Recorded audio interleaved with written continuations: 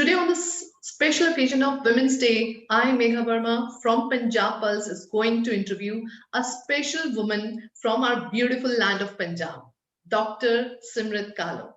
She's a senior lecturer in geography in a prestigious college of Chandigarh. She has an abiding interest in geostrategic affairs and has authored a large number of articles on the subject. She is an academician, writer, and commentator. So, welcome, Simrit ma'am. Welcome to the Punjab Pulse. Thank you so much, Megha. It's a fact that women are intelligent, hardworking, and efficient in work. They put heart and soul together in whatever they undertake. As typists and clerks, they are now competing successfully with men. There are many women working in central secretariat. They're striving very hard to reach highest efficiency and perfection in the administrative work. Their integrity of character is probably better than men. Women all over the world are serving their countries by doing different jobs and with best of their abilities. Women's contribution in politics and social services have also been quite significant. And women have made considerable progress in each and every field. So on this day, we have Dr. Simrit Kalo with us, and let's know more about the current situation of women in Punjab. So ma'am, as you know, the Punjabi culture and Sikh faith in particular have for centuries given an equal status to women. Guru Nanak Dev Ji was greatly influenced by his sister Bibi Nanki and other women, Bibi Khibi Ji, Bibi Bhani, Mata Gurjar Kaur, and Mai Bhabo, have remained prominent at the times of the gurus and in evolution of Punjabiyat. So, Simrit ma'am, how do you look upon the status of women in Punjab over time? Where do we stand today? Okay, Megha, I would like to, even think that Punjab goes beyond the Sikh gurus as well. Guru Nanak, whom we associate most popularly with Punjab and Punjabiyat, came to us in the end of the 15th century. He came to this world in the end of the 15th century. That was also the time that Babur was invading India time and again, and India was, and especially so Punjab was in a state of flux. But civilization in Punjab dates back to something like 2000 BC, which would be a good 3,500 years before that also. So let us not forget that there was a Punjab that existed at that point of time. So what was that Punjab? That Punjab was the Punjab where the Mahabharata took place. So for any of you who would want to know what the Punjabi woman was like or how strong she was, you just have to go back to the times of the Mahabharata and you look at the characters of women that you have. In fact, the way in which they steered the course of history. Many of us might say that Mahabharata is an epic and it is probably a story or a tale, but we must realize that epics are also built on some kind of, some base of history that has taken place, and those characters were built out of reality. There was a reality in the character of the woman at that point of time. So we have Shantanu's mother, the matriarch of the Kuru family, and then we have other women over there who made their choices. We have Kunti, for instance, who made her choice, who had the liberty to choose the man that she wanted to, procreate with, and not one, but several. You look at it like that. So women in Punjab, and whether it was during the times of it was only what was already there, what was part of our tradition and what was part of our culture, that was again echoed very strongly by Guru Nanak. We had just moved away from that ethos and he brought us back over there. He told us, this is where we belong, and this is the importance of the lady. This is the importance of the woman. When he says that so kyu manda aakhe jis jamme rajan, it's a very long tuk that we call, where he gives all the qualities of the woman before coming to this, where he says that why should we call one who has given birth to such great kings as not good. Before that, he talks of the lady as a friend, he talks of the woman as a mother, he talks of the woman as a companion, and all these roles that women fulfill. the status, like we look at women in Punjab as having lost their status or having gone down to the patriarchal society or being subsumed by the patriarchal society, which is not altogether untrue also. But we must then look at the roots. Where did this happen? When did this happen? And this happened actually when the British came to India. Very interestingly, most of us would like to blame the Mughals and the discourses that the Parda system came and things like that happened and women didn't lost their prominence. The actual fact is that it was the British who came with their Victorian values. And what were those Victorian values? Those Victorian values were that the purity of the woman, the chastity of the woman is to be highly valued, and that all genteel women, they will not go out, they will not work, they will be looked after, they will be cosseted. Interestingly, this fitted in very well with the image of the Devi that we have created in our society, that the woman as a Devi, and we would like to say that, oh, we must not be unkind to the woman. Wo to Devi hai. Now, when you make a Devi out of a woman, you put her in a different kind of a shackle, where she is deified and where she has to be a symbol of purity and where she can do no wrong and she's not human. She's above human, but then she's not human. She's not supposed to have any kind of human fallacies. So the British came with their own kind of deification of women, and we were very quick to adopt British traditions. The higher families, the more cultured families, as you say, or the richer families, they were the first ones to do that, where they started treating their women, particularly in the Sikh societies, as sardarnis, they were called, and they were not supposed to go out to work. They were not supposed to mingle with the riffraff and things like that. So slowly women began to be, taken away from the open world or the world at large. Next, what followed soon after independence was the Green Revolution. Now, what happened with the Green Revolution was that the agricultural production became a kind of a factory production, where instead of growing food for your own self, and your family and maybe the people around you, you started growing food for numerous families, for numerous people, for numerous populations, maybe trying to feed almost, let's say, half of India or something like that. So that was a kind of a commercial or a factory production, and which involved the application of machinery, which involved the application of labor. And in all this, women began to be taken out of the agricultural sector. They began to be taken away from the field of production, and they began to be limited or truncated into the field of reproduction, where the land was going to be owned by the son or the male, and the importance of the woman lay in producing the male heir. It lay in producing the male boy who would then own the land. So from the field of production, where she was a very strong part, she was a very important part of the whole system of production. The woman in agricultural production or agricultural society is so important that she is the repository of the seed. जब हम agriculture grow करते हैं या हम crop सो करते हैं, नए crop सो करते हैं, the seed is taken from the woman. It is she who is holding the seed with her. She gives the seeds, and she is the first one who will go and, pray to the land, who will pray to the gods that we have a fertile crop, we have a good crop. Then she would be involved in the processes of agriculture also, whether it was preparing the fields or it was, sowing the fields, or it was taking food for the labor that were cooking over there. She was involved in any and every bit of the process.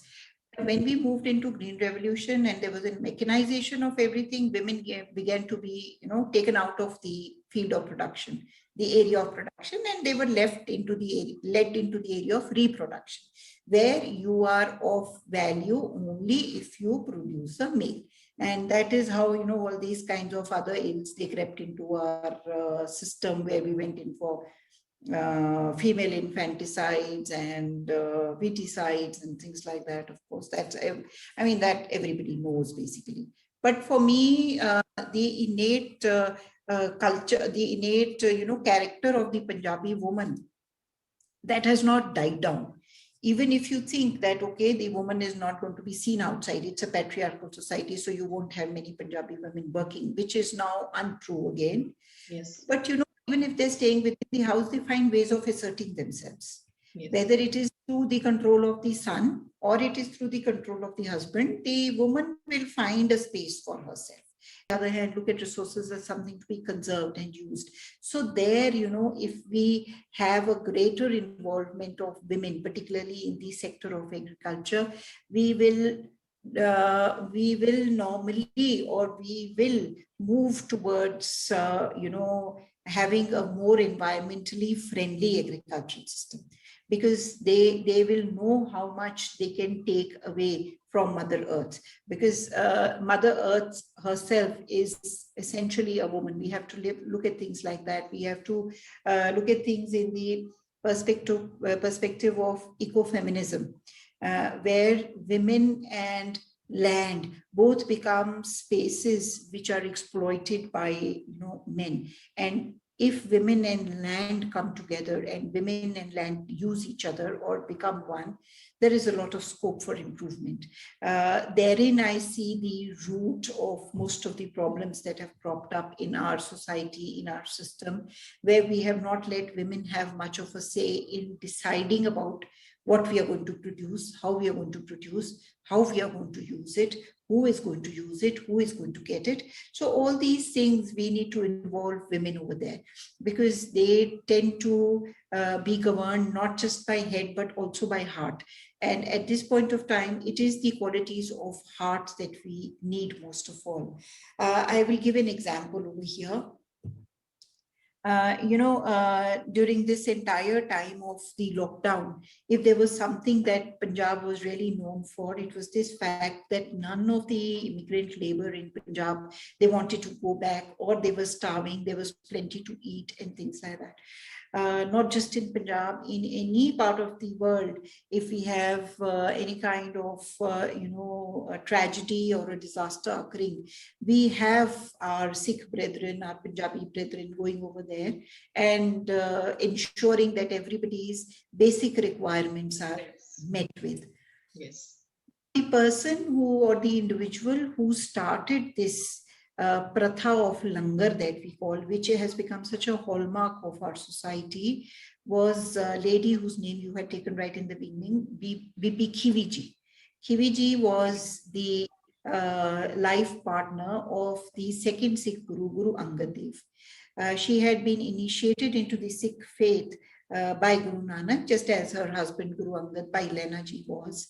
And she was the person who carried forward, or who established, who formalized this tradition of langar. So if we can, if women are given a position, and let me also tell you that Bibi Khivi is the only lady who finds mention in the scripture. When we talk of other Sikh women, historical personalities like Mata Gujjarji or Bibi Pani or Maipa Go, they come to us through Sakhis, the stories, the life stories of the Janam Sakhis that we have. They come to us through that. We get to know of them all. But Bibi Khivi was mentioned, she finds mention even in the Guru Granth Sahib, in the scripture. That is the importance of that lady, of that individual, because she gave us something that was very, very elemental to the Sikh faith, and which has, led us to be respected the world over. Now, if just imagine if we were to give women leadership in that context, that this is what is required, and what are you going to do? What is required at this point of time? Yes, things can really change if we give, or if we allow women to deal with whatever resources we have, whatever limited resources we have. The Punjabi woman is known for barkat. There is a term known as barkat in our society, which means ke hamare paas thoda bhi hoye, like we say, vand khaiye, khand khaiye, vand khaiye, that if we share, there will be more, more will come in. It is the spirit that is important. So if we, similarly, if we allow women the control of resources, what are resources? Resources are land, Resources are our machinery, resources are our wealth, resources are our environment. All these, if women are allowed a say in all of this, things will definitely improve.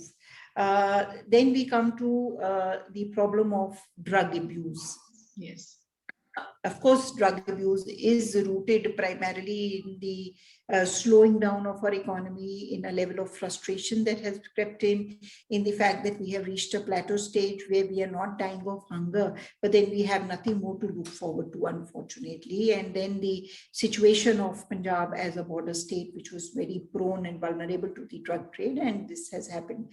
Although I would like to, slightly differ with this, that it is not as if all of Punjab is just into drugs or things like that. We have boys who are doing very well. We have boys who are working very hard. We have girls who are working very hard.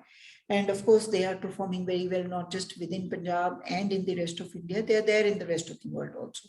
So we can debate this. It's also debatable how much of our population is into drugs. But yes, the problem is there. And here also, I would like to say that if women are allowed a greater say, if women assert themselves in their households, in their families, things will be more, they'll get better. It is for women, in fact, it is for women today to take up the baton also, to take up the responsibility also, and to counsel their children. It is important that women go back to devoting more time to their children, to the young ones, to ensuring and to, inculcating the right values in them. This is the time when we should be talking more and more of the sacrifices that we have made, of the valor of our culture, how we have contributed to the building up of the nation, the country, the society, and what is innate in us, what all can we contribute and what we must contribute. So therein lies a responsibility that women have to take care of, not just as mothers, but also as teachers. Now my if-I is that we give them the right values like we have them over here, so that even once they reach there on foreign shores, they do not leave their roots. They do not become rootless. They don't know, they don't think that they are lost somewhere in a foreign land. They do know that this is our value system, this is how we have to behave, and this is what part of our culture we have to communicate to the newer nations. This is, and it is after all our immigrant population that has brought us so much respect all over the world. It is their behavior over there. It is their contribution to those societies. So what needs to be ensured is that the boys and the girls that we send out, the boys and girls who choose to go out, who choose to leave India, who choose to leave Punjab to go to other parts, that they are there to carry the right message. They are there to carry the right, give the right impression of Punjab. They are our brand ambassadors, then they should be the best. So we have to take care of that. So, ma'am, as you told, that women are doing equally well, so if not better than men in all professional fields, even though parity in numbers has not been achieved. So the same is the case with Punjab too. So how do you look at the acceptance level for such social changes in the patriarchal society that exists in Punjab? You see, it is always very difficult to challenge a system that has been there for ages. It has been established for centuries. It is difficult to challenge it.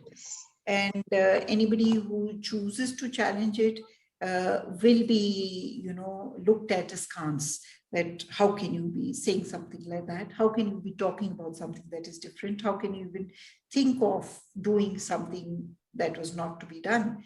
But at the same time, we must also not forget that some of the pioneers in most of men's fields, some of the women pioneers, they came from Punjab. The first pilot, for instance, the first lady pilot was from Punjab. That's just one example that I'm giving you. One of the first missionary schools that we had was set up in Punjab. So the initial girls to be educated were from Punjab. The first lady vice chancellor, interestingly, of an Indian university was from Punjab. And she was the vice chancellor of Punjabi University, Patiala. She was also the first lady principal of a college. So we do have a lot of firsts. And we do have, because of their indomitable spirits, Punjabi women have been pioneers in many fields. They have been doing things, and they have been doing things they have been breaking into the bastions of men. It has never been easy, but we can see examples. And those, one or two examples are now becoming the norm also. In many fields, they are becoming the norm, that we will have more and more women over there. I find it most interesting that today, when we were just talking about immigration. Today, we see that the lead immigrant is a woman rather than a male.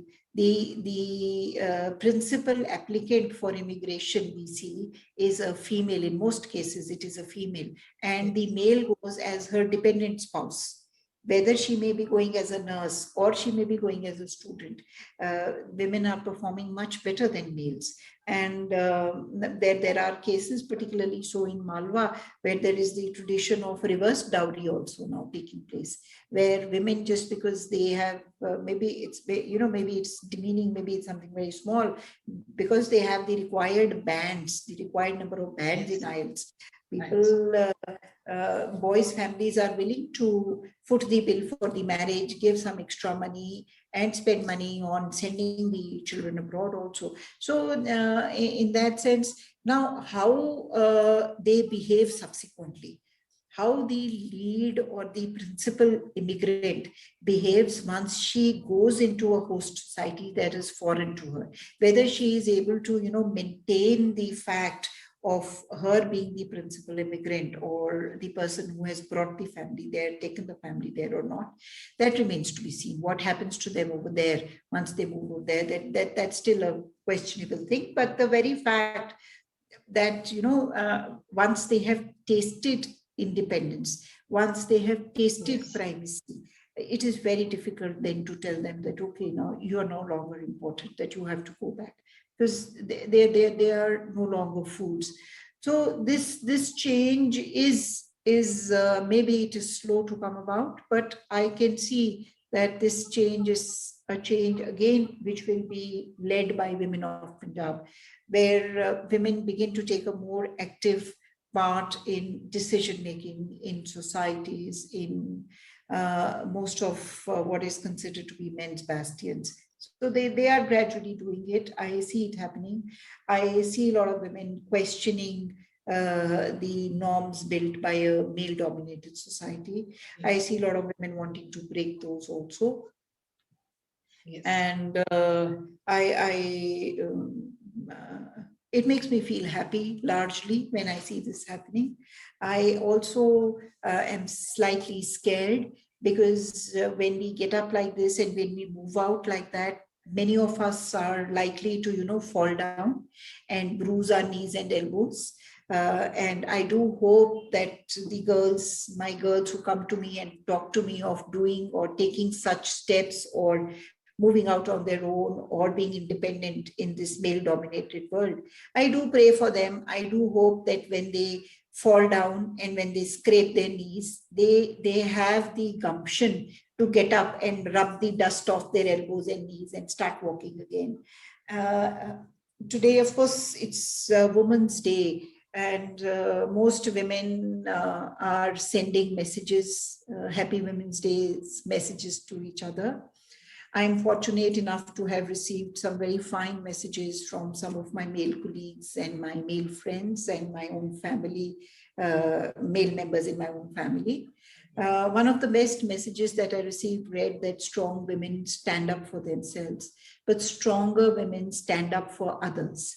Nice. So when we become strong enough to stand up for what are the rights of others, that is when we will have, actually achieved leadership in the society. That is when we have, it is only when we can think beyond ourselves. It is, and we can think beyond ourselves only once, we have achieved what we wish to achieve. When we can speak for ourselves, it is only then that we can think of speaking for others also. So when we reach that level, when we become not just strong women, but we become stronger women, that is what I'm waiting for, and I hope that I'll be able to see it in my lifetime. I hope I'll be able to see it happening in my lifetime. It will come out of the liberty that we give to women to take their decisions, to decide that, okay, this is what we are doing. And not just that, not just take their decisions. Once they have taken their decisions, it has to be a conscious decision. They have to know that, okay, if I'm taking this decision, I'm going to be responsible for this. Yes. If something goes wrong, I cannot go crying to anybody. Of course, I can seek support. I can, look for help. Even men do that. But we have to take conscious decisions. So, as you know, Punjab University now in our hostels, we have men and women who are, equal in terms of timings at least. Okay. Our hostels are open 24 hours a day. So girls hostels as well as boys hostels. So girls can come and go as they please. We don't question them. Okay. Whether that is good or bad is debatable. But then again, it is a sign of equality. I look at it as merely a sign of equality. And once that sign is there, maybe equality will come in real measure also. We will be able to. At the same time, I would also like to add that women don't need to look for equality. Men and women are different, and women need to explore their own specialities, something that and in today's world we need more women. We need more women, and we need more women leaders. I'll come to that later.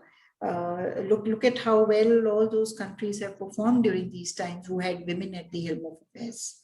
The best performing countries all had women presidents or prime ministers or leaders in some manner or the other during this time of COVID-19. So it's an example for all of us to learn from. It's happening in India also. Yeah. Thank you so much, Samrit ma'am, for imparting such information to us. But in the end, I just want to ask you, as an achiever and a woman, what message and what advice would you like to give to the younger generation of women on Women's Day? Yeah, as I've already said, I want to see more women leaders. I want to see the world governed by a feminine personality, by a feminine character, because that character is more nurturing, that character is more caring. And today, not just as a woman, but I also speak as a geographer. I also speak as an environmentalist. And I see that our earth, our environment is totally wounded, and we need to heal it. And that healing touch can best be provided by women. So I need to see more, I would like to see more women leaders come up, not just as prime ministers or presidents, but also as class representatives, departmental representatives, at the panchayat level, as municipal councillors, as teachers, as in all fields. But I want them to be there at administrative posts. I want them to be taking decisions. And this will happen only if we allow girls, if we allow our daughters to take their own decisions, if we allow them to decide for themselves what they would like to eat, what they would like to wear, what they would like to play with, which are the games that they would like to choose. And for that, we must also acknowledge and accept that the onus lies equally on us as the elder generation. Now I count myself in the elder generation, as well as on the men, on the other half. Today I would like to call the men the second sex, or the other sex, because they have a major role to play over here. They have to, give the liberty to their daughters, to their sisters, to be themselves, and give them whatever support that they may require from time to time. But they need to encourage them and build them into stronger women. We will never be able to have, let me tell you that this is a very common saying, that behind every successful man there stands a woman. Behind every successful woman also stands a man. It may be a man who beat her up. It may be a man who did not care for her. And it may be a man who nurtured her. It may be a man who indulged her. It may be a man who supported her. So we cannot negate, or we cannot compete. In this world, men cannot or should not compete with women. women should not compete with men. Men should not try to keep women down. It's pointless. Both have their special characteristics and both need to come together. But at this particular point, I will again stress that we do need more women leaders, or we need, even so, I mean, we need more men with hearts of women, with nurturing hearts, because in this time of, you know, the discontents of late capitalism sweeping in, we need to care for large parts of our society, for large sections of our society who are being marginalized, who are being left on the wayside. They are not part of the mainstream. We have to take them along. We have to care for them. We need more nurturers. And yes, we need more women leaders today. And I hope to see more of them coming in. Thank you, ma'am. Thank you so much. The Thank you Punjab so Pulse, much. seriously, thanks you. Lovely talking to you, and wish you a very happy Women's Day. I also wish to see a time when we don't need to celebrate Women's Day, when we don't need to observe Women's Day. That will be a wonderful time for us, when it's no longer important to think of the way ahead. So thank you so much.